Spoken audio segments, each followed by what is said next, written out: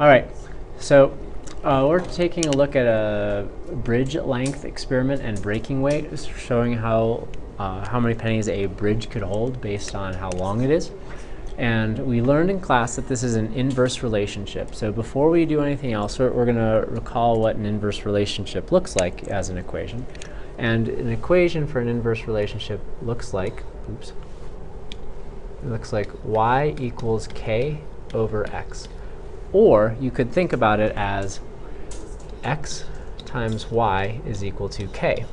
Now, this second way of thinking of an inverse relationship is a better way of trying to derive the equation, because all we have to do is multiply the x and the y values together, and we should get the same number, or close to the same number every time.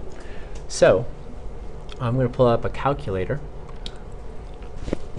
and I'm going to start multiplying the x and the y values together. I probably will not get the same number every time, but we'll get something close.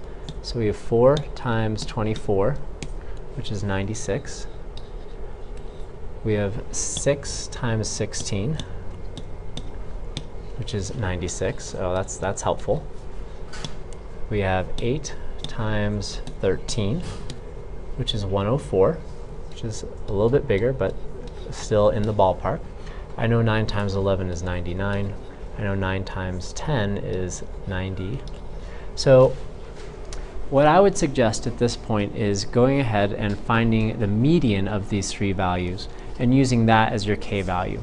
I would not go ahead and average them, because sometimes you can get one that's really high or really low that messes the whole average up. So to find the median, we go 90, 96, 96, 99, and 104. So to find the median, you cross the first one off and the last one, first and last, and so we have 96. So that's what I'm going to use as my k value.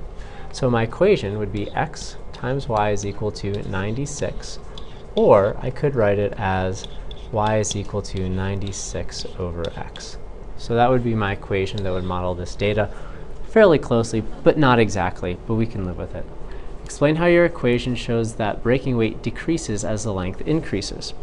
So as the length increases, and length is my x value, here's my y value. As the length increases, my denominator is going to get larger.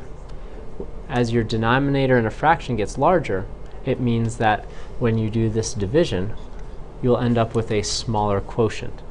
And so that's why the equation shows that as the length increases, you'll have a smaller amount of pennies that you can hold.